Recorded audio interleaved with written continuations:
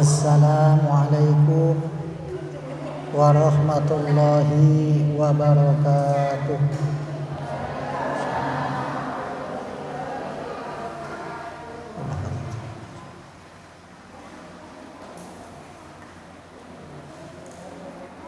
Al-Fatihah.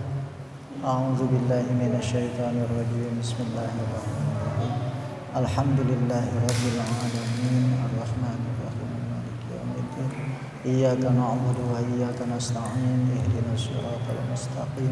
Shiratal ladzina an'amta 'alaihim ghairil maghdubi 'alaihim waladdallin.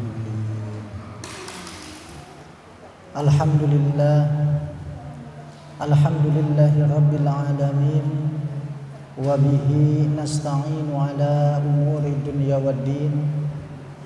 Wassalatu wassalamu ala asyrafil anbiya'i wal mursalin wa ala alihi wa ashabihi wa man tabi'ahum bi ihsanin ila yaumil qiyamah. Amma ba'du, faya ayyuhal hadirah, usikum wa nafsi bitaqwallah wa ta'atihi la'allakum tuflihun. Wa qala Allah ta'ala fil Qur'anil Karim wa huwa asdaqul qailin. A'udzu billahi minasy syaithanir rajim. Bismillahirrahmanirrahim. Ya ayyuhalladzina amanu kutiba 'alaikumus syiyam kama kutiba 'alal ladzina min qablikum la'allakum tattaqun. Wa qala an-nabiy sallallahu alaihi wasallam, man fariha bidukhuli ramadana haramallahu jasadahu ala niran. Sadaqallahul azim wa sadaqa rasuluhun nabiyul habibul karim. Wa nahnu ala dzalika minasyahidin wasyakirin walhamdulillahi rabbil alamin. Hadratul mukarramun wal muhtaramun, yang saya hormati Ketua Yayasan Al-Ikhlas Karawang Jaya, yang saya hormati segenap jajaran DKM Masjid Al-Ikhlas, yang saya hormati Ketua Majelis Taklim Al-Ikhlas, yang saya hormati para asatidz wal asatidzah Perumahan Karawang Jaya, para alim, para ulama, yang mohon maaf tidak bisa saya sebutkan namanya satu persatu, namun tidak mengurangi rasa hormat dan ta'zim saya. Dan juga yang saya hormati ibu-ibu Majelis Taklim Al-Ikhlas, yang insya Allah semuanya dirahmati oleh Allah Subhanahu wa ta'ala. Puji dan syukur marilah kita panjatkan kehadirat Allah Subhanahu wa ta'ala, yang alhamdulillah atas berkat kudrat dan iradat Allah pada hari ini kita masih bisa berkumpul, kita masih bisa bermuwajahah, kita masih bisa bertatap muka dalam satu acara, yaitu talabul ilmi. Mudah-mudahan dengan duduknya kita di majelis ilmu, Allah Subhanahu wa ta'ala mengampuni segala dosa-dosa kita. Mudah-mudahan Allah Subhanahu wa ta'ala memberikan rahmatnya kepada kita. Dan mudah-mudahan keluarga kita dijadikan oleh Allah keluarga yang sakinah, mawaddah, warahmah. Dimudahkan rezekinya, dipanjangkan umurnya, dan juga kita bisa meninggal dalam keadaan husnul khatimah. Amin ya Allah ya Rabbal alamin. Shalawat ma'asalam marilah kita sampaikan, dan semoga Allah Subhanahu wa ta'ala senantiasa limpah curahkan kepada junjunan alam, Nabi agung, Nabi yang mulia, Habibana wa Nabiyana Muhammad sallallahu alaihi wasallam. Tak lupa kepada keluarganya, kemudian para sahabatnya, kemudian kepada para tabi'in atbat tabi'in, para ulama mutaqaddimin wal ulamaul mutaakhirin, ulama salaf, ulama khalaf, dan tentunya kita semua sebagai umatnya. Mudah-mudahan kita di dunia ini bisa terus tamasuk, bisa terus memegang teguh ajarannya, dan juga bisa terus tasannu menjalankan sunnah-sunnahnya. Dan mudah-mudahan di akhirat kelak kita dikumpulkan di bawah naungan bendera Rasulullah sallallahu alaihi wasallam dan mendapatkan syafaatul uzma. Amin ya Allah ya rabbal alamin.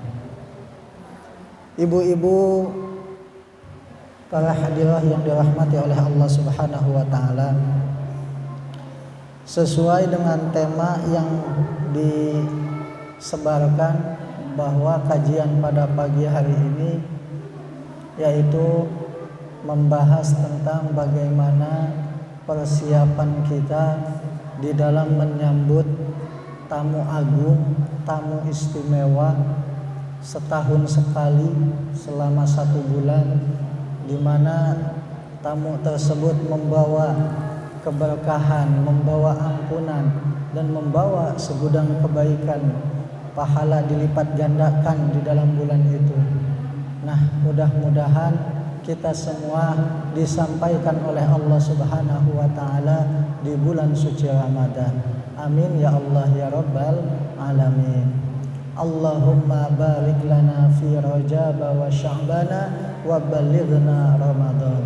Ya Allah, berkahilah kami di bulan Rajab dan di bulan Sya'ban, dan sampaikanlah kami sampai dengan bulan suci Ramadan. Ibu yang dirahmati oleh Allah Subhanahu wa taala, persiapan apa yang harus kita siapkan di dalam menyambut bulan suci Ramadan ini? Di dalam hadis Rasulullah sallallahu alaihi wasallam disebutkan, kata Rasulullah, man fariha bidukhuli ramadana haramallahu jasadahu ala niron. Man, barang siapa, siapapun orangnya, soma yang melaksanakan puasa.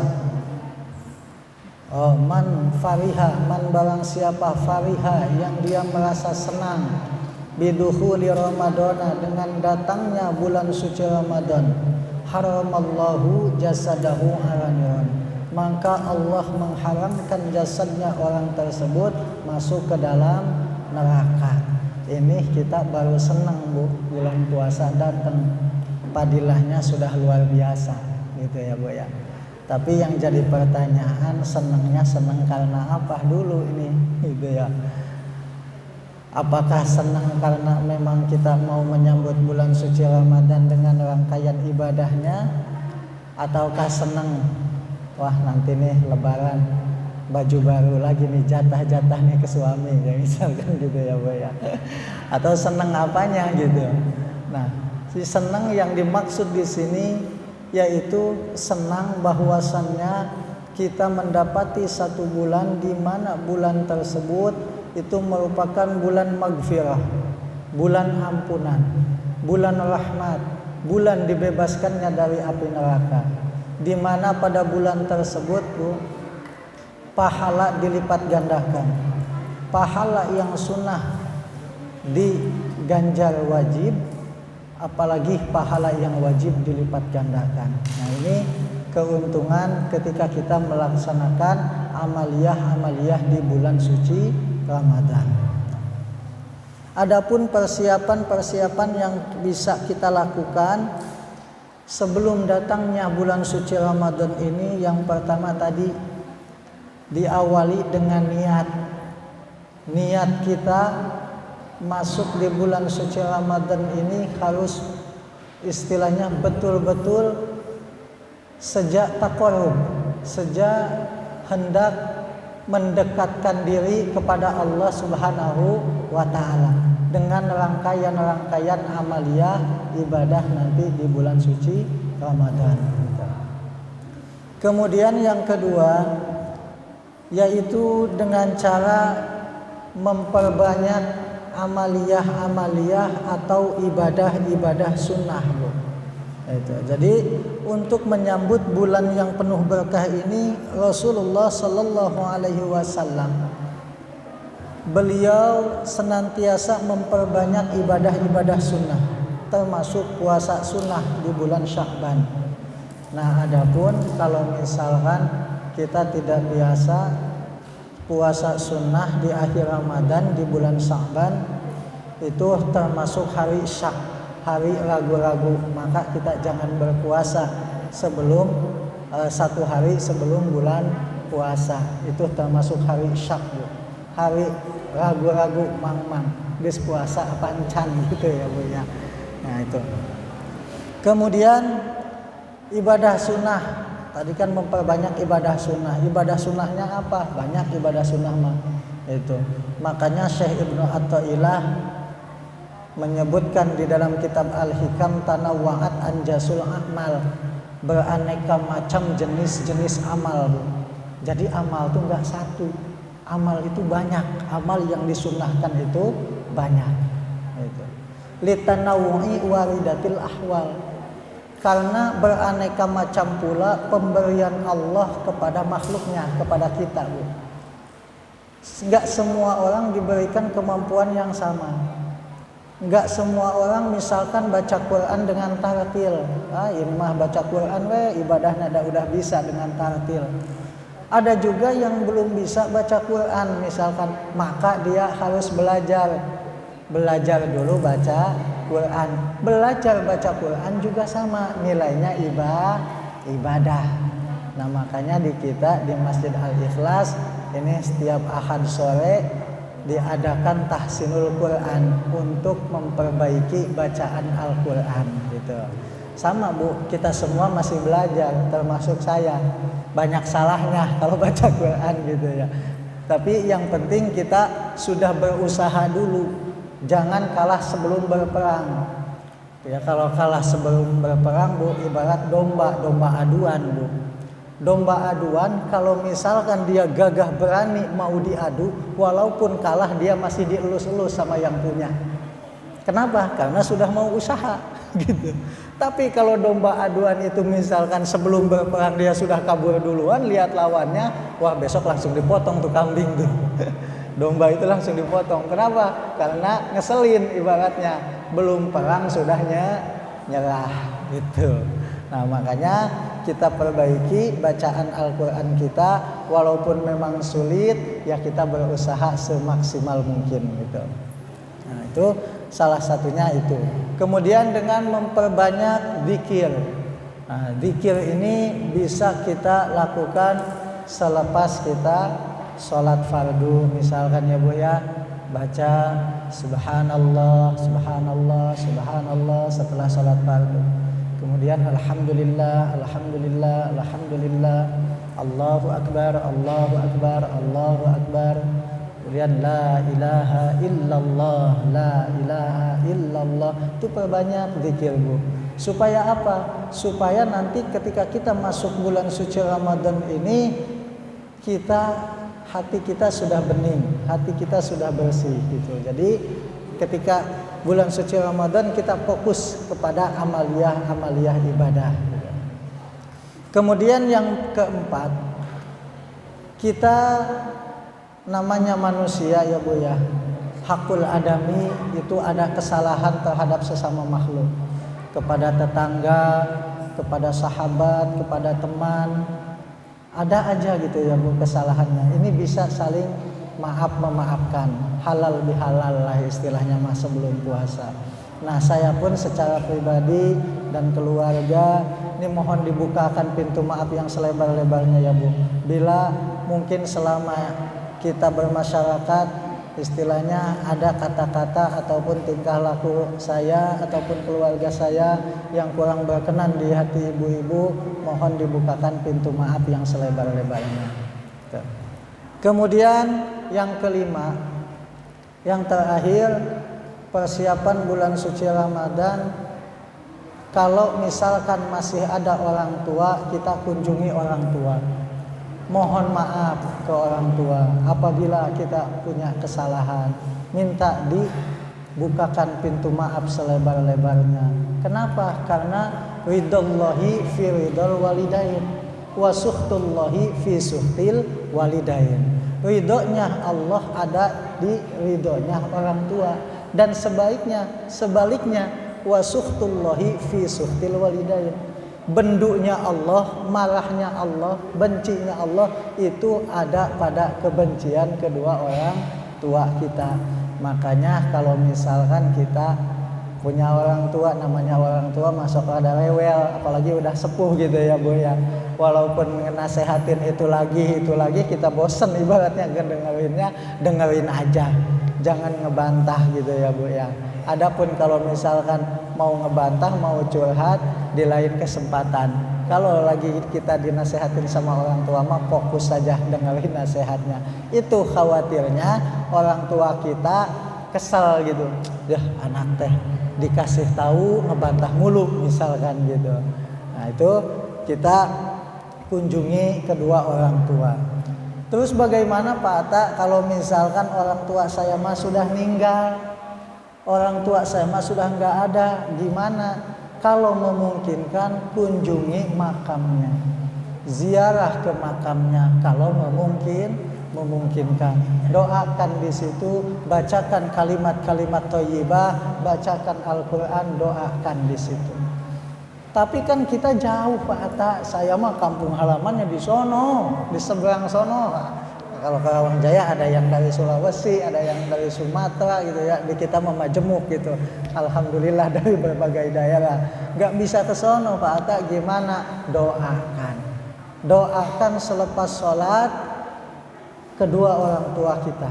Dan doa anak yang soleh kepada kedua orang tua ini merupakan pembendaharaan yang amat luar biasa, tidak akan putus pahalanya gitu. Nah, maka jelas kata Rasulullah Sallallahu Alaihi Wasallam, "Idza matabnu Adama in qata'a amaluhu."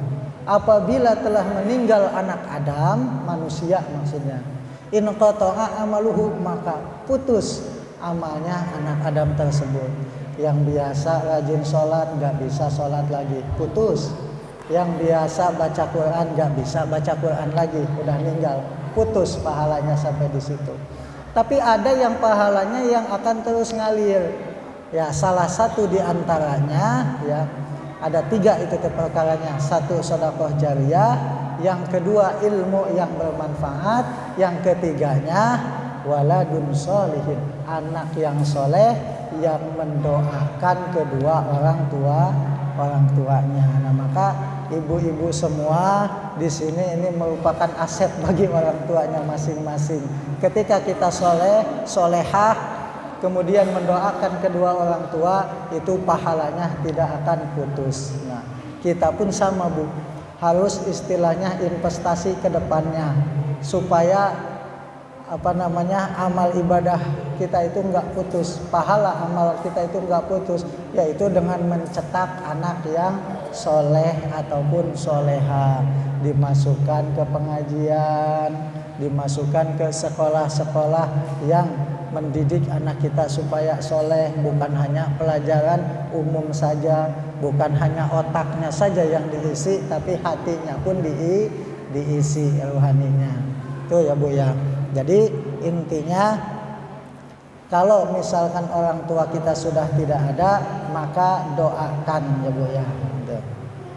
Ibu yang dirahmati oleh Allah Subhanahu wa taala.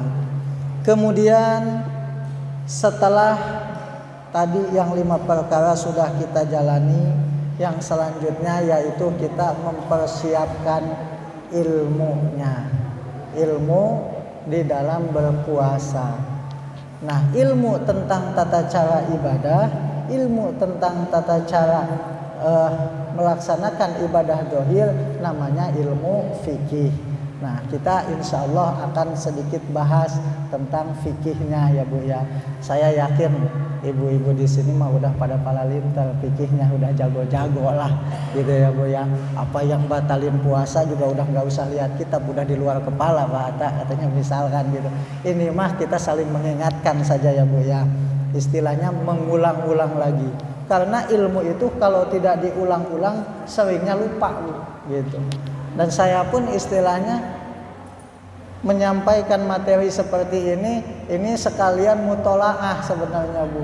Karena kalau misalkan tidak ada acara seperti ini, misalkan kadang-kadang itu juga suka malas gitu ya Bu di rumah tuh. Apalagi aduh waktunya gitu. Nah, sedikit-sedikit kita jadi sama-sama mutolaah lah. Mutolaah mengulang kembali tentang ingatan kita di dalam tata cara ibadah ya. Dalam hal ini yaitu tentang tata cara ibadah saum. Baik Ibu yang dirahmati oleh Allah Subhanahu wa taala.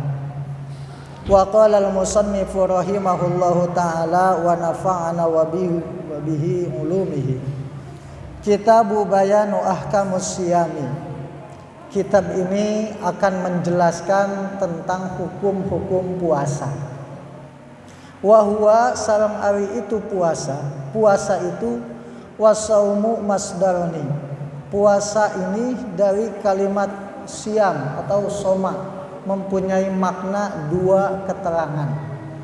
Masdarani. Yang pertama makna secara lughah, makna secara bahasa. Kalau di sekolahan bahasa inteleknya katanya menurut etimologi katanya gitu, menurut bahasa. Artinya al-imsaku yaitu menahan, Bu. Menahan, puasa itu artinya menahan. Itu menurut bahasa. Sedangkan wasyar'an istilah yang selanjutnya yaitu menurut istilah syara, menurut hukum syara, yaitu imsaku an muftirin biniyatin makhsusatin jami'a naharin qabilun lisaumi mim muslimin aqilin tahirin min haidin wa nifasin, yaitu imsakun an muftirin, menahan dari segala sesuatu yang membatalkan puasa. Maknanya biniyatin makhsusatin, dengan niat yang dikhususkan, niat tertentu.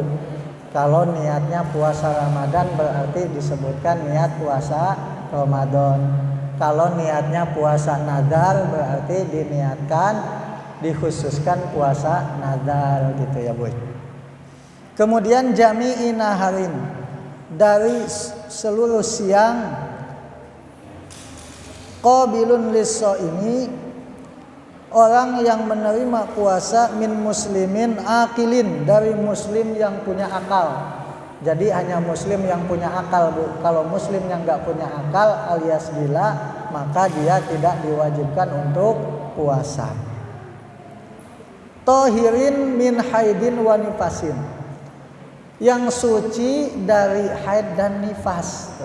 Jadi kalau yang punya haid mah bagi perempuan dan juga nifas maka tidak diwajibkan bulan puasa pada waktu itu, tapi bisa menggantinya di hari yang lain. Kemudian wasyara itu wujubus siyami salah satu asya, dan syarat-syarat wajibnya puasa itu ada 3 perkara. Jadi tidak semua orang wajib puasa, dia harus punya 3 syarat baru diwajibkan puasa. Apa saja yang 3 tersebut? Nah, tapi di sini di dalam keterangannya, Bu, wa fi ba'din nasihu arba'atu asya'a. Di dalam naskah kitab fikih yang lain ada juga yang menyebutkan 4 perkara. Nanti yang keempatnya itu apa? Kita bahas. Yang pertama syarat orang wajib puasa yaitu al-islamu, harus beragama Islam. Kalau orang yang bukan Islam tidak diwajibkan puasa. Kita kadang kalau ada bahasa kayak gitu suka kepikiran gini, yang mendingan atuh enggak Islam Pak, jadi enggak puasa gitu. Ya kalau enggak Islam, enggak puasa, enggak iman, nanti di akhirat udah enggak ditanya lagi, langsung dijongklokeun ke neraka gitu ya. Mau apa enggak misalkan. Nah, itu. Jadi syarat puasa yang pertama yaitu orang itu harus Islam.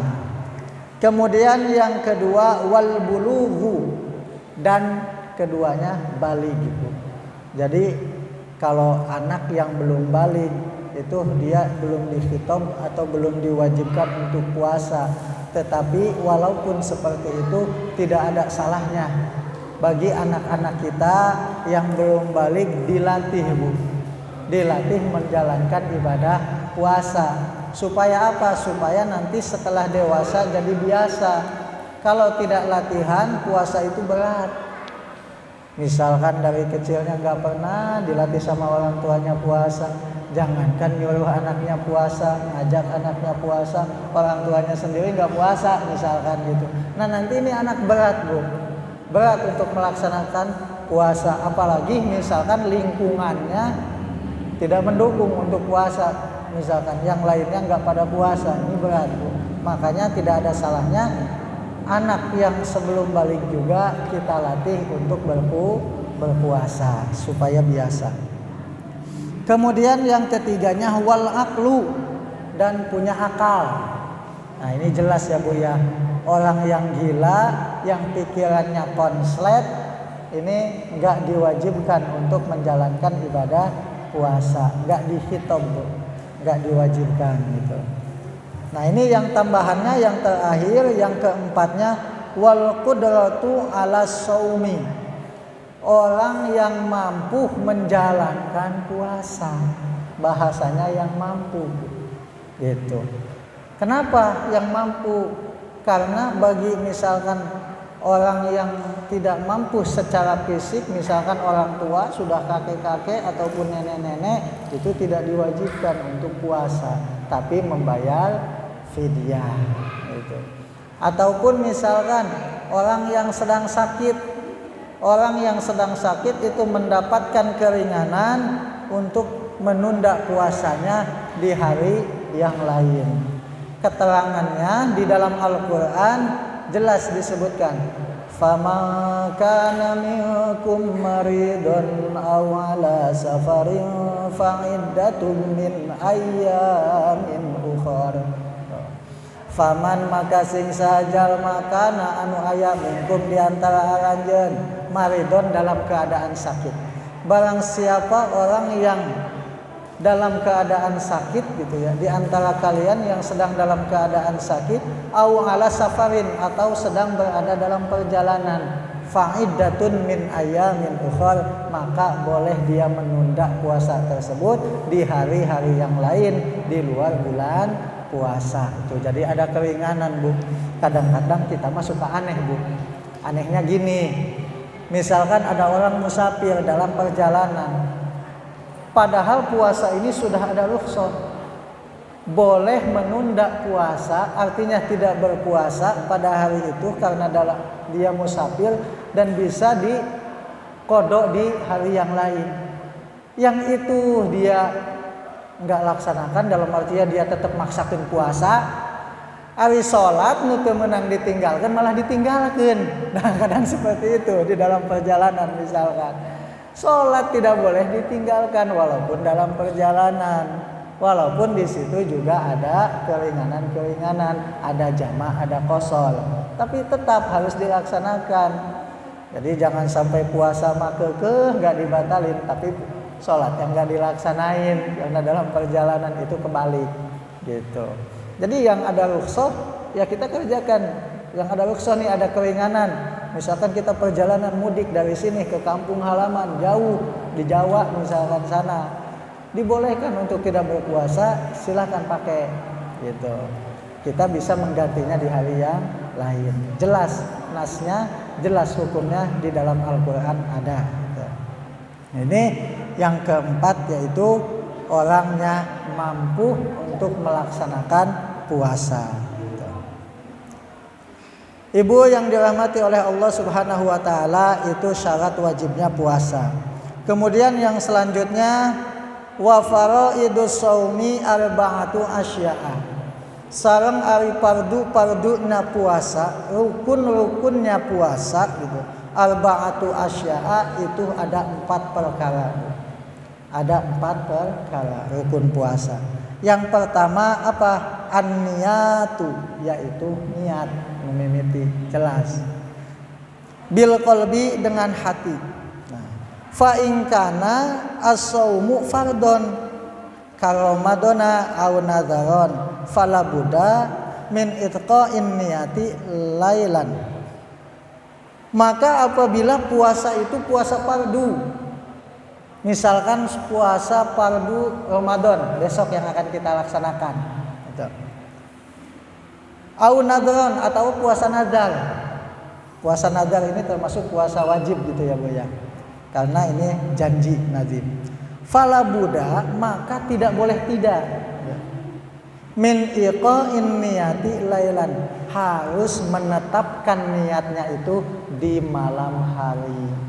Jadi sebelum puasa dilaksanakan pagi hari, bagusnya kita niatkan dulu malam hari.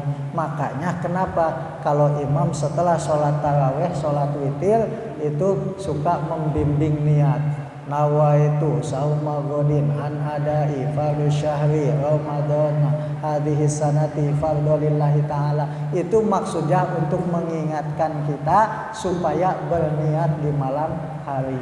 Khawatirnya apa? Khawatirnya kita kebablasan.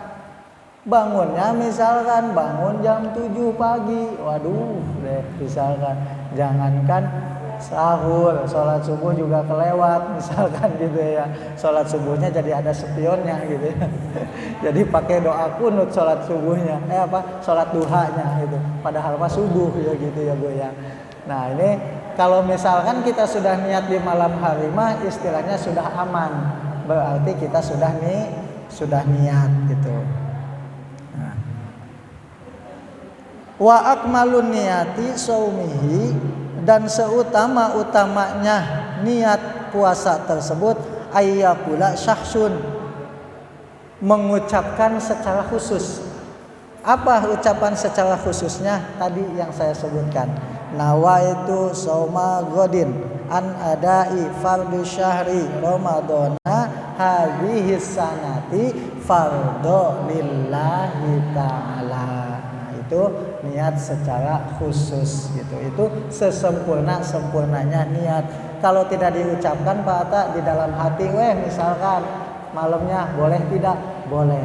Kenapa? Karena mahaluha, tempatnya niat itu fil qalbi, di dalam hati. Wa talafuzu, dan diucapkannya niat itu sunnatun, hukumnya sunnah gitu. Jadi nggak usah dipermasalahkan ya Bu ya. Ngapain sih mesti diucapkan segala? Yang penting mah udah niat katanya di dalam hati. Yang niat di dalam hati benar, udah bagus. Yang itu pun lebih bagus gitu. Jadi dua-duanya cakep lah gitu. Itu yang pertama fardunya puasa yaitu niat gitu. Kemudian yang kedua wasani, dan yang kedua al imsaku anil akli wasyarobi. Ini jelas menahan dari makan dan minum. Nah, ini mah udah mafhum lah, kita udah paham semua. Namanya puasa mah menahan makan dan minum gitu. Kemudian wasalisu, dan yang ketiganya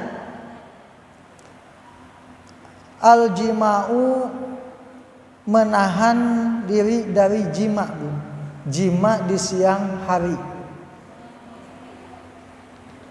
Hubungan suami istri di siang hari secara sengaja.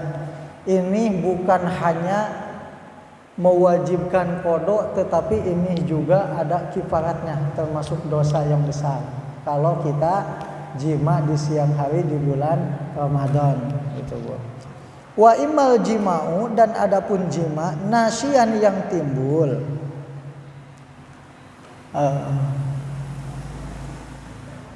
Bentar Bu, ini takut salah. Masalahnya ini hukum.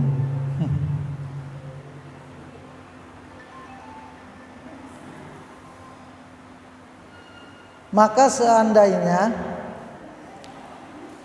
jima yang dilakukan tersebut sama halnya dengan kita lupa makan ataupun minum di siang hari. Kan kalau misalkan tadi kan menahan diri dari makan dan minum. Kalau misalkan lupa benar-benar lupa maksudnya Bu. Habis 2 piring misalkan lupa udah kenyang ya, aduh lupa ya, padahal lagi puasa. Itu mah rezeki, asal benar-benar lupa. Jangan pura-pura lupa. Iya. Jangan pura-pura lupa ya Bu ya. Kayak lagu jadinya pura-pura lupa gitu. Ya, jangan. Nah, sama jima pun kalau misalkan kita lupa, betul-betul lupa, tapi asa kebangetan. Masa suami istri dua-duanya lupa gitu misalkan ya Bu ya. Asalnya kebangetan ya. Ini lupa udah selesai. Oh kita tuh lagi puasa, ini bulan puasa. Baru pada ingat dua-duanya misalkan. Nah ini sama Bu, seperti kita makan asal benar-benar lupa dan Allah Maha tahu Bu. Orang mah lupa padahal mah enggak gitu misalkan, Allah Maha tahu di situ. Gitu ya Bu ya. Kemudian yang keempatnya warobi'u, dan yang keempatnya ta'ammudal qai'a, dan menahan diri dari muntah yang secara disengaja. Falau ghalibihi al-qai'u malam yabtilu saumuhu, maka apabila orang tersebut muntahnya udah umum sering, kalau misalkan dia kerasa lambungnya misalkan tanpa bisa dikontrol lagi langsung muntah misalkan, berarti kan nggak sengaja ya Bu ya. Kalau seperti itu tidak apa-apa. Di sini bahasanya lam yabtilu saumuhu, tidak membatalkan puasanya, tidak batal puasanya kalau dia tidak sengaja. Sama kalau kita sedang dalam perjalanan misalkan tiba-tiba pengen muntah gitu di mabuk kendaraan lah gitu ya Bu ya, nggak sengaja muntah, itu juga tidak membatalkan. Yang membatalkan tuh kalau misalkan kita udah nggak enak banget nih, dikorek nih misalkan nih tenggorokan biar muntah secara sengaja, gitu misalkan ya Bu ya. Nah itu membatalkan. Kenapa? Karena disengaja gitu. Kemudian itu perkara-perkara ataupun rukun-rukun di dalam berpuasa ada 4. Yang pertama tadi niat, yang kedua yaitu menahan diri dari makan dan minum walaupun hanya sedikit, yang ketiga menahan diri dari jima secara disengaja, yang keempatnya menahan diri dari muntah yang disengaja. Itu tentang fardu-fardunya puasa. Ini waktunya berapa menit Bu? Masih lama? Enggak, khawatirnya gini, udah hanya segitu Pak Ustadz, misalkan kita tanya jawab aja misalkan, yang gak apa-apa gitu seputar puasa, gak apa-apa. Apa nanti aja mungkin ya. Nah. Kemudian yang selanjutnya, walladzi yafturu bihi shaimi asyaratu asya'a, dan yang membatalkan puasa itu ada 10 perkara. Jadi yang membatalkan puasa ada 10 Bu.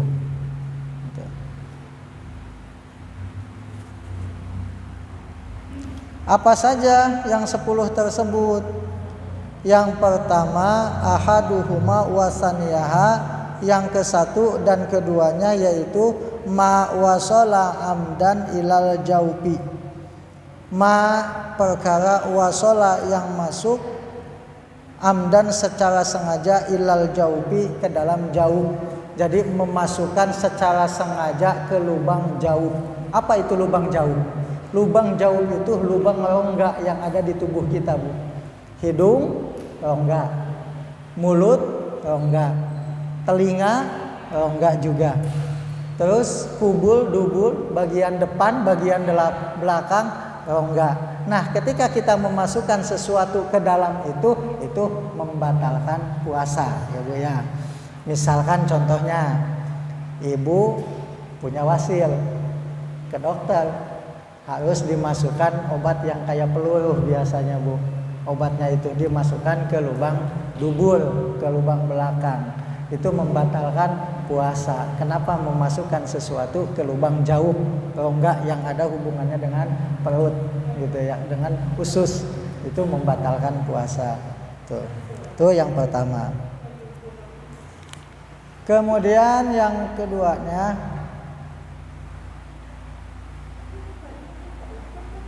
wal qai'u amdan, muntah secara disengaja. Nah, itu tadi Bu, jelas. Muntah secara disengaja itu dapat membatalkan puasa.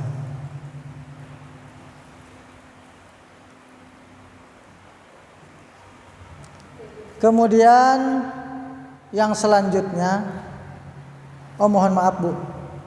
Tadi yang pertama itu bukan kita memasukkan sesuatu ke itu, tapi rongga yang terbuka yang tembus ke bagian dalam tubuh seperti mulut, hidung dan telinga atau dan lain-lain.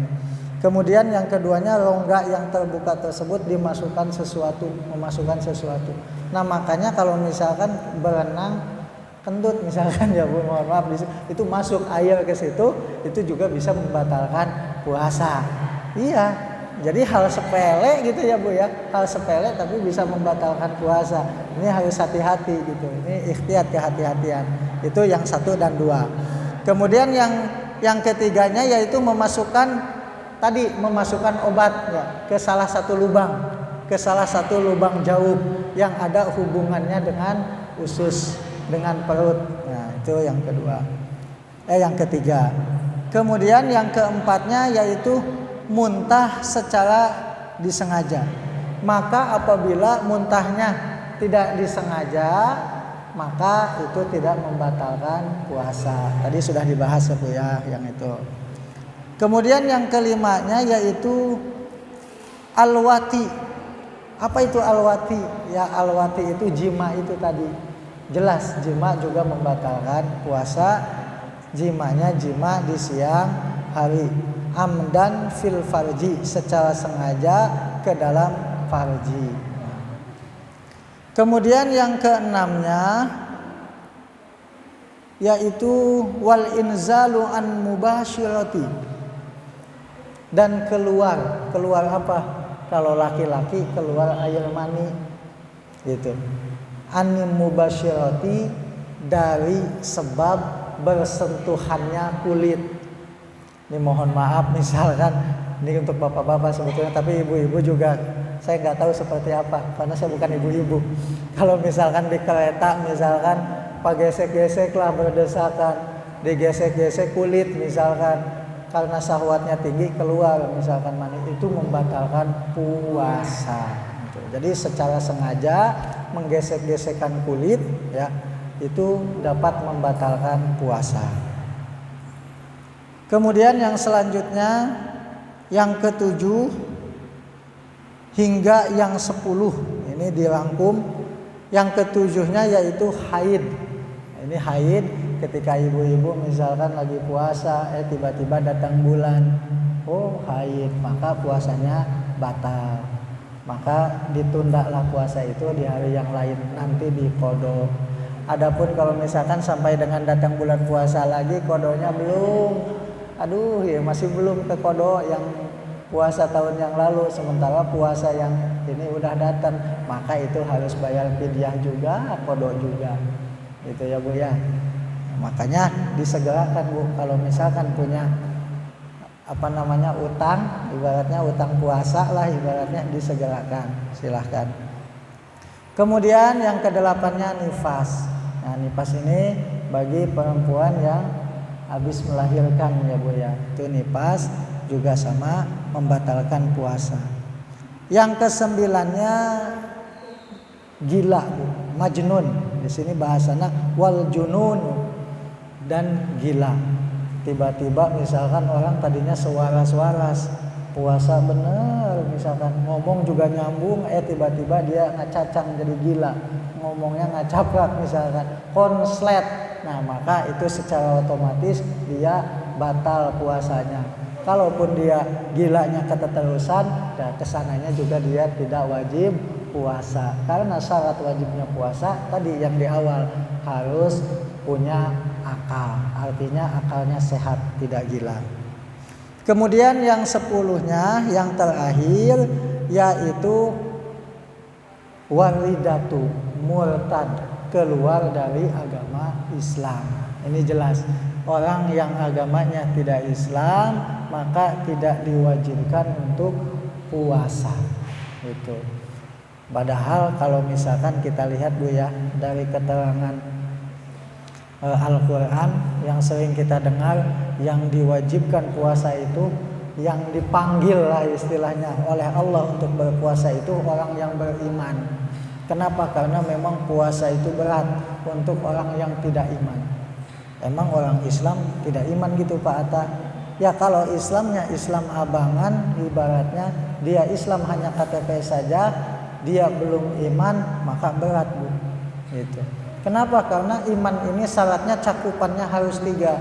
Pertama, al-imanu ma'rifatun bil qalbi. Dia harus meyakini dengan hati. Yang kedua, wa qaulu bil lisani. Harus dia mengucapkan dengan lisan, mengikrarkan dengan lisan. Yang ketiga, wa al-amalu bil arkani.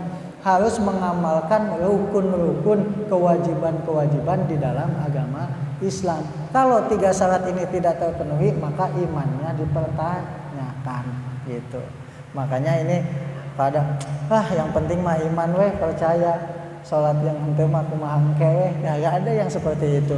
Padahal iman itu seseorang tidak dikatakan beriman manakala dia tidak mau menjalankan perintah Allah.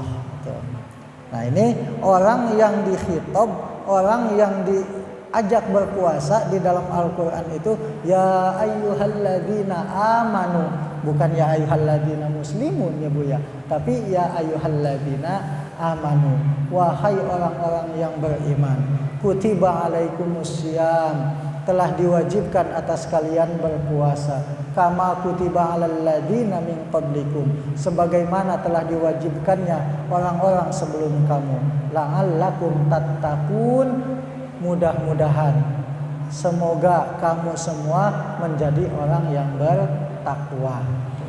Ini kalimat la'allakum Bu, la'allakum kalau di dalam ilmu nahwu itu kalimat la di sini kalimat yang pasti. Pasti kalian akan bertakwa gitu.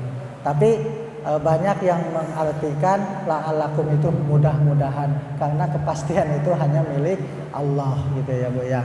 Nah itu bahwa puasa yang membatalkan puasa yang ke-10 yang terakhir adalah murtad, keluar dari agama Islam, dia tidak memeluk agama Islam lagi, maka dia tidak wajib berpuasa.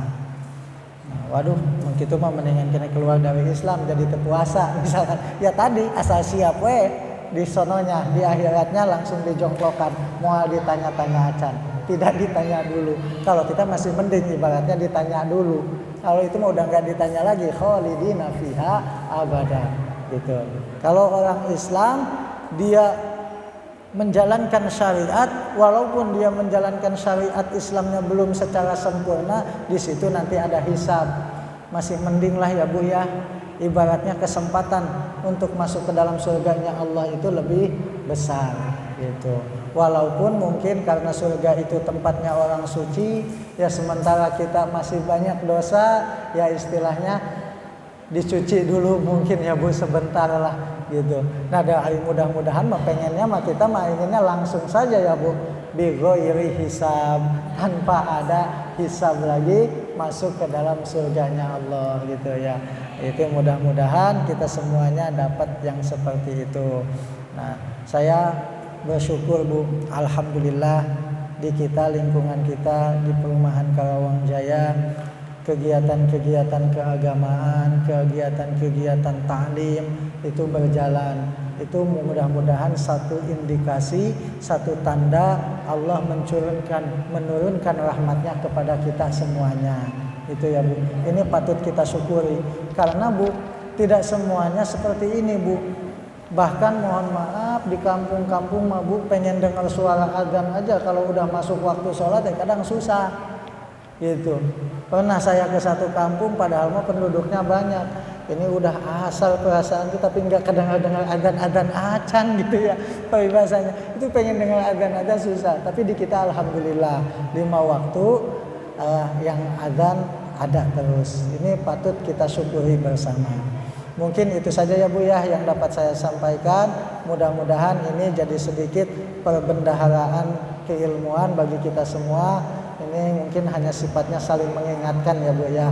Nah, saya paham lah insyaallah Ibu semuanya udah pada ngerti tentang ya. Nanti kita tanya jawab dulu, silahkan bagi Ibu yang mungkin ada pertanyaan saya persilahkan.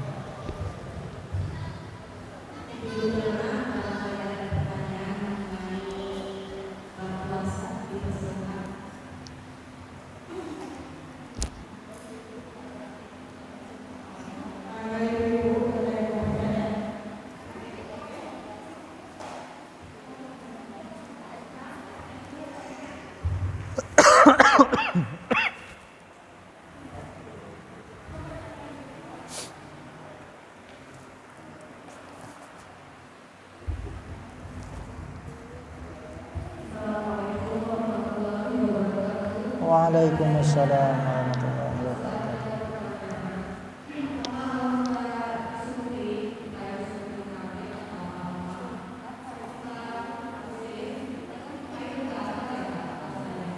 Suntik Bu ya? Ya suntik. Kalau melihat keterangan dari kitab ini, kitab Fathul Qorib, yang membatalkan puasa itu memasukkan ke lubang jauh. Artinya lubang jauh itu tadi lubang rongga. Sementara suntik itu kan bukan rongga Bu. Dia ke kulit. Ya kan? Kulit itu bukan rongga. Itu tidak membatalkan. Kalau menurut pandangan dari kitab ini. Gak tahu kalau misalkan ada pendapat yang lain. Gitu. Mungkin itu tidak membatalkan. Silakan.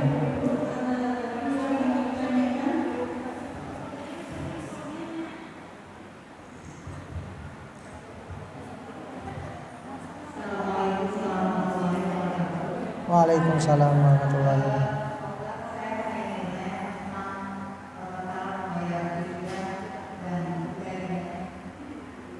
Gimana Bu? Membayar fidyah. Baik.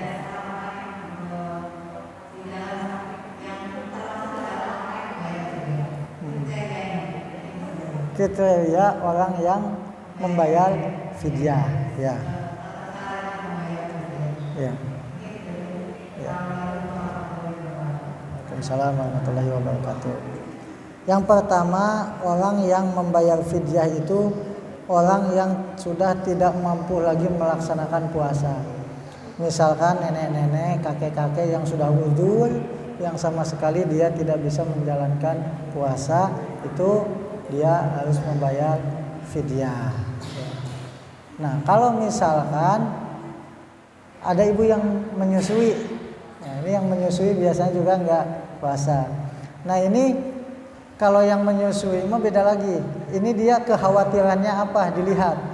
Kalau kekhawatiran dirinya yang hamil lah misalkan yang hamil. Kekhawatiran dirinya yang kenapa-napa kalau misalkan puasa. Nah itu berarti dia termasuknya sakit, marid berarti takut dia sakit. Ya, itu berarti dia tidak membayar fidyah. Ya. Tapi kalau misalkan kekhawatirannya jabang bayinya yang kenapa-napa, dia wajib bayar fidyah. Kenapa? Karena bayi, berarti memang bayi mah udah enggak ini puasa gitu. Jadi dianya yang bayar fidyah gitu.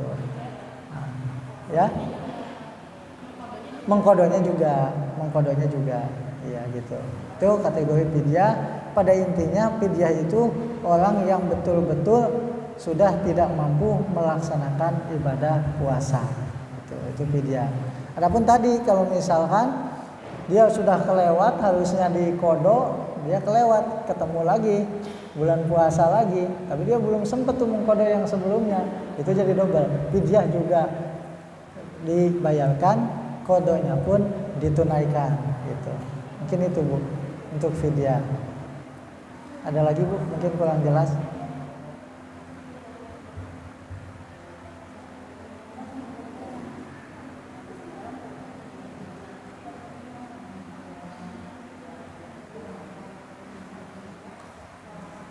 Ini biasanya memang seputar fikih ini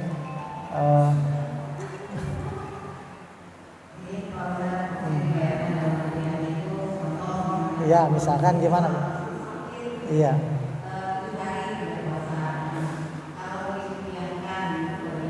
Oh dirupiahkan. Oh berarti besaran fidyahnya. Kalau besaran fidyahnya itu sesuai dengan kita biasa makan sehari-hari Bu. Kita dihitung saja sehari-hari kita itu makan berapa kalau kita makan. Nah itu sesuai dengan itu. Gitu. Sebetulnya itu bingung juga Bu membakukannya, tapi biasanya sudah dibakukan oleh pemerintah Bu. Nah, nanti kalau misalkan terakhir di bulan Ramadan biasanya keluar itu kita juga dapat selebaran Bu dari Kementerian Agama bahwa misalkan beras sekian liter, terus kalau diuangkan menjadi sekian gitu, itu biasanya ketentuannya nanti dari pemerintah gitu. Tapi kalau misalkan secara hukum di fikihnya itu sesuai dengan ukuran kita makan kebiasaan kita sehari-hari itu Bu. Itunya. Ya kalau pengen amannya diuangkan mah nanti nunggu keputusan dari pemerintah itu Bu berapa gitu. Kita ikutin itu. Silahkan mungkin ada lagi. Apa Bun? Dia mau nanya. Kalau biasanya kalau yang diam itu antara nggak ngerti sama sekali atau gimana? Atau udah paham gitu. Itu. Ya udah. Tanya aja aku Beb.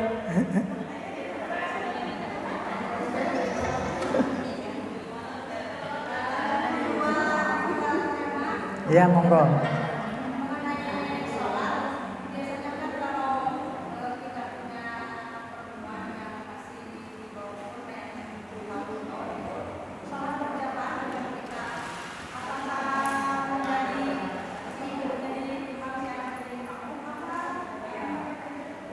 Oh. Iya. Ya. Ya syarat berjamaah itu minimal 2 orang gitu. 2 orang Bun minimal sholat berjamaah dan itu dua-duanya harus sudah cukup syarat. Kalau yang satunya belum cukup syarat, kita yang istilahnya ini kita niat munfarid aja. Kenapa? Karena ini belum cukup syarat, hanya latihan saja gitu. Ya. Jadi niatnya niat munfarid saja. Tuh. Karena apa? Karena tidak cukup syarat untuk berjamaah. Ya. Silakan. Ya Bu.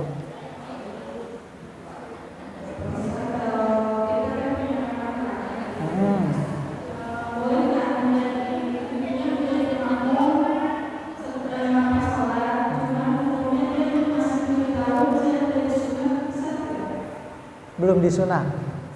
Sudah disunat, tapi dia umurnya belum balik berarti ya Bu ya. Belum mencapai usia balik. Kalau anak belum mencapai usia balik itu belum kena khitab, belum masuk kewajiban. Iya, gitu ya Bu. Gitu. Belajarnya sama temennya aja gitu. Karena balik itu tandanya balik itu ada 5. Alamatul bulughi ada 3, salah satu itu ada 3. Yang pertama untuk laki-laki tamamu khamsa asyarata sanatan, sempurnanya umur 15 tahun.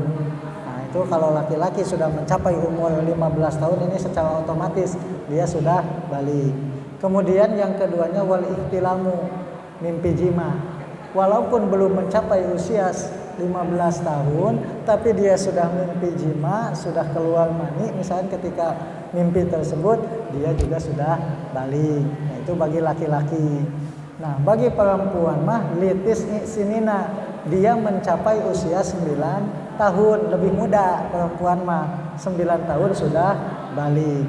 Nah, yang terakhirnya yaitu haid bagi perempuan. Kalau sudah haid, walaupun belum mencapai usia 9 tahun, dia sudah balik. Salah satunya, pilih salah satunya. Itu Bu, tanda-tandanya. Ya, jadi kalau misal kamu itu mah sama ayahnya aja dah. Kan cakep tuh ayahnya yang imamin, ibunya jadi makmum gitu di rumah. Ya sekali-kali gitu ya Bu. Iya, kadang suami kita misalkan di masjid terus sholatnya gitu, yang nggak apa-apa sekali-kali ngimamin keluarganya di rumah gitu. Kenapa? Maksudnya ini untuk tarbiyah Bu, untuk pendidikan bagi keluarga. Sekali-kali nggak apa-apa, asalkan jangan keterusan. Kalau keterusan di rumah terus jadinya laki-laki soleha, gitu ya Bu ya. Itu, ya mangga. Iya mangga. Puasa Ramadan ya. Oh bukan.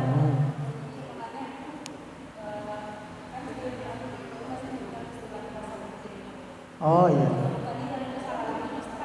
iya. Itu kalau di dalam agama Islam tidak ada istilah puasa mati. Itu. Ya itu tidak disyariatkan. Ya puasa kita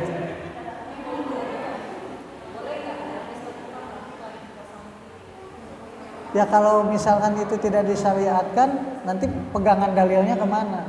Kenapa? Karena syarat diterima amal itu sebetulnya dua. Yang pertama, amal itu harus ikhlas. Yang kedua, amal itu harus sesuai dengan perintahnya. Ada ketentuannya, ada dalilnya. Itu. Nah makanya istilahnya kenapa kita sekarang sedikit membahas tentang fikih, supaya kita itu ibadah itu jadi naiklah, yang jadinya tadinya taklid jadi tahu ilmunya. Gitu Bu. Jadi antara tukang ibadah dengan ahli ibadah ini beda. Kalau tukang ibadah, dia ibadah tidak disertai dengan ilmu, biasanya tidak punya tanggung jawab ilmu. Kalau ditanya, kenapa misalkan sholat isya harus 4 rakaat, gak 2 rakaat? Jangan nanya gitu loh, dari sono juga udah kayak gitu. Nah itu. Tapi kalau misalkan orang yang punya ilmu mah, dia tahu kalau 4 rakaat itu sesuai dengan perintah. Kalau kurang dari segitu ada konsekuensinya, kalau lebih dari segitu ada konsekuensinya, yaitu sholatnya tidak sah. Misalkan seperti itu contohnya. Gitu. Jadi harus ada dasarnya gitu Bu. Ya. Kalau misalkan ada dasarnya silahkan. Cuma memang ini kalau yang saya telaah Bu, untuk masalah fadhailul amal, keutamaan di dalam beramal gitu ya. Memang ini khilafiyah. Ada yang membolehkan silahkan menggunakan hadis dhaif untuk fadhailul amal. Ada yang tidak membolehkan gitu. Itu mah enggak, silahkan gitu. Mau ini yang mana ngambilnya gitu. Tapi kalau hadis dhaif ini kalau dipakai hujah lah istilahnya untuk mendebat itu nggak bisa. Kenapa? Karena hadisnya dhaif, sanadnya lemah gitu. Tapi kalau dipakai sendiri mah kita tahu nih, misalkan ada dalilnya hadis ini, kita amalkan untuk diri kita sendiri gitu. Dan kita rasakan misalkan manfaatnya, ya silahkan gitu. Tuh, kalau misalkan fadhailul amal, tapi itu juga khilafiyah, perbedaan pendapat. Monggo silahkan, mau yang mana. Karena tadi ibadah sunnah mau istilahnya banyak, tergantung kita mampunya gitu. Silahkan. Ada lagi?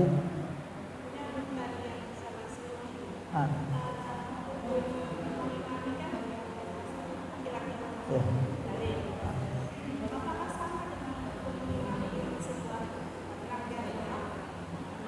Rangkaian doa. Oh, kalau doa mah nggak ada ininya Bu.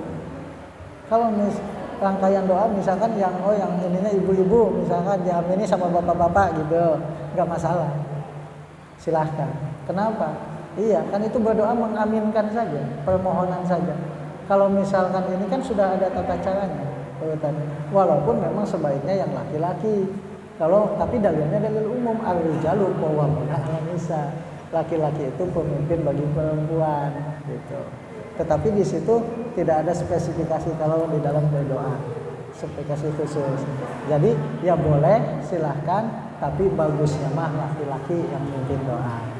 Tapi bukan berarti wah kata-kata nggak boleh nih, misalkan. Nah itu nggak ada itunya.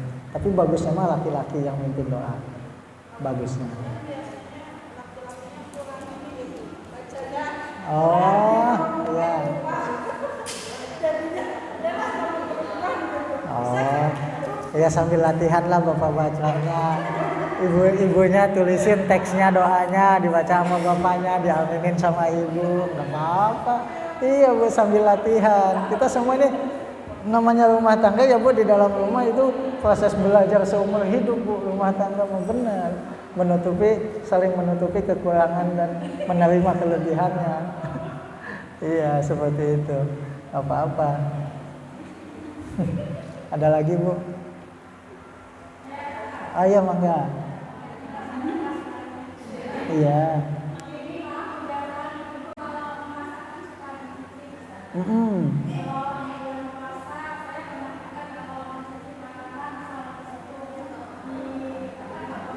Ya. Ya. Kalau mencicipi makanan selama tidak masuk ke rongga ini Bu, itu tidak apa-apa. Ya, yang penting dia rasa doang. Langsung itu. Ini kalau dikiaskan sama seperti berkumur ketika kita wudu. Wudu juga kan sama berkumur gitu. Itu juga sama, artinya di situ. asal jangan sampai masuk ke dalam sini Bu. Kalau misalkan udah masuk lewat ke dalam jauh tadi rongga yang hubungannya ke perut, itu hukumnya batal walaupun sedikit gitu. Itu mungkin Bu jawabannya. Jadi korek telinga kalau yang bagian dalam sampai masuk ke rongga ininya tidak boleh. Tapi kalau misalkan ininya doang nih, aja bagian luar nih nggak apa-apa. Kalau bagian luar, jangan sampai masuk ke rongga dalam. Ini yang dikhawatirkan gitu Bu. Kita istilahnya nyolek sesuatu di sini, terus nih cotton budnya atau apanya gitu, ada yang masuk ke situ, itu kan membatalkan tadi. Tidak boleh memasukkan sesuatu ke dalam rongga atau jauh yang ada hubungannya ke perut gitu. Gitu. Kalau bagian luarnya nggak apa-apa, yang bagian dalamnya jangan. Silakan.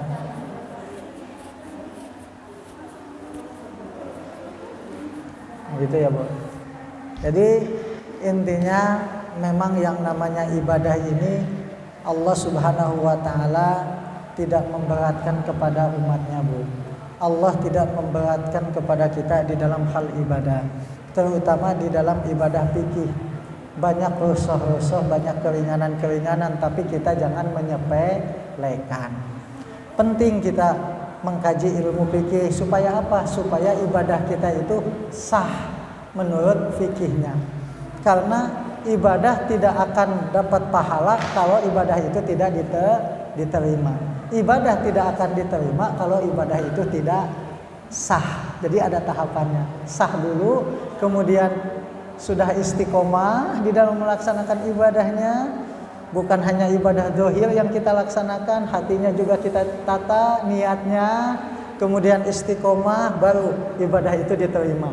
Makbul bahasanya. Nah setelah kita makbul ibadah, nanti ketika kita sudah merasa nikmat di dalam ibadah itu, teu ngarasa kapaksa cek bahasa Sunda.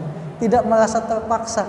Jadi ibadah itu sudah jadi tabiat, sudah jadi kebiasaan. Nah, itu indikasi atau tanda ibadah kita diganjar. Gitu ya, Bu. Makanya orang mendapat pahala atau diterima enggaknya ibadah haji katanya bukan ketika melaksanakan ibadah hajinya, tapi dilihat bagaimana ketika dia pulang ke tanah air, berubah enggak perilakunya, makin ningkat enggak ibadahnya, makin ningkat enggak keimanannya gitu. Itu di situ kelihatannya. Nah, kalau misalkan di sono misalkan saya di sono gini kayaknya bagus banget. Tapi di sininya misalkan enggak ningkat ibadahnya, enggak ningkat ahwalul qulubnya, tingkah laku hatinya, ujubnya masih ada, sombongnya masih ada, hubud dunyanya masih ada, ngejar dunia, lupa ibadah, gimana tuh mau diterima ibadahnya? Itu indikasinya seperti itu ibadah itu. Jadi tahapannya harus sah dulu, istiqomah di dalam ibadah yang sah, kemudian jadi makbul diterima, setelah itu baru ada rasa nikmat di dalam ibadah, itu tanda ibadah kita sudah mendapatkan pahala. Gitu ya Bu ya. Mungkin cukup ya Bu ya. Itu saja yang dapat saya sampaikan Bu. Mudah-mudahan ada manfaatnya, wabil khusus bagi diri saya pribadi dan umumnya bagi ibu-ibu sekalian semuanya. Hadanallahu wa iyyakum ajmain. Usikum wa nafsi bitaqwallah. Assalamualaikum warahmatullahi wabarakatuh. Sebelum kita ini kita berdoa dulu ya Bu. Mohon maaf lupa. Kalau habis tanya jawab kayak gitu lupa. A'udzubillahi minasyaitonirrajim. Bismillahirrahmanirrahim. Allahumma shalli wa sallim ala sayyidina Muhammadin fil awwalin wal akhirin wa sallim wa barik wa radhiyallahu ta'ala an kulli sadatina ashabi Rasulillahi ajma'in. Bismillahirrahmanirrahim. Alhamdulillahi rabbil alamin. Hamdan syakirin, hamdan na'imin, hamdan yuwafi ni'amahu wa yukafi'u mazidah. Ya Rabbana lakal hamdu kama yanbaghi li jalali wajhikal karim wa 'azimin sultanik.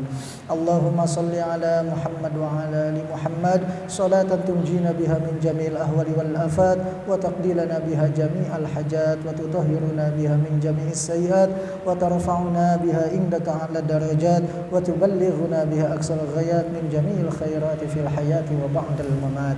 اللهم اغفر لنا ذنوبنا ولوالدينا وارحمهما كما ربونا صغارا ولجميع المسلمين والمسلمات والمؤمنين والمؤمنات الأحياء منهم والأموات إنك على كل شيء قدير. اللهم بارك لنا في رجب وشعبنا وبلغنا رمضان.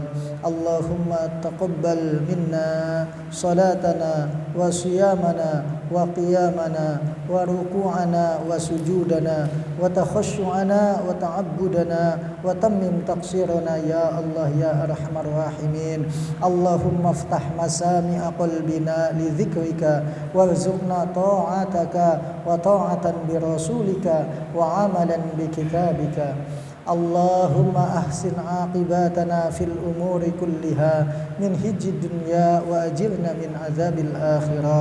اللهم نور قلوبنا بنور هدايتك كما نورت الأرض بنور شمسك أبدا أبدا برحمتك يا أرحم الراحمين. اللهم إنا نسألك سلامة في الدين والعافية في الجسد وزيادة في العلم وبركة في الرزق وتوبة قبل الموت ورحمة عند الموت والمغفرة بعد الموت. اللهم هون علينا في سكرة الموت والنجاة من النار والعفو عند الحساب. ربنا لا تزغ قلوبنا بعد إذ هديتنا وهب لنا من لدنك رحمة إنك أنت الوهاب. ربنا ظلمنا أنفسنا وإن لم تغفر لنا وترحمنا لنكونن من الخاسرين. ربنا هب لنا من أزواجنا وذرياتنا قرة أعين واجعلنا للمتقين إماما. ربنا آتنا في الدنيا حسنة وفي الآخرة حسنة وقنا عذاب النار. وصلى الله على خير خلقه سيدنا محمد صلى الله عليه وسلم بفضلك سبحان ربك رب العزة عما يصفون وسلام على المرسلين والحمد لله رب العالمين. الفاتحة. أعوذ بالله من الشيطان الرجيم. بسم الله الرحمن الرحيم. إياك نعبد وإياك نستعين اهدنا الصراط المستقيم صراط الذين أنعمت عليهم غير المغضوب عليهم ولا الضالين. Demikian yang dapat saya sampaikan, kurang lebihnya mohon maaf. Hadanallahu wa iyyakum ajmain. Wassalamualaikum warahmatullahi wabarakatuh.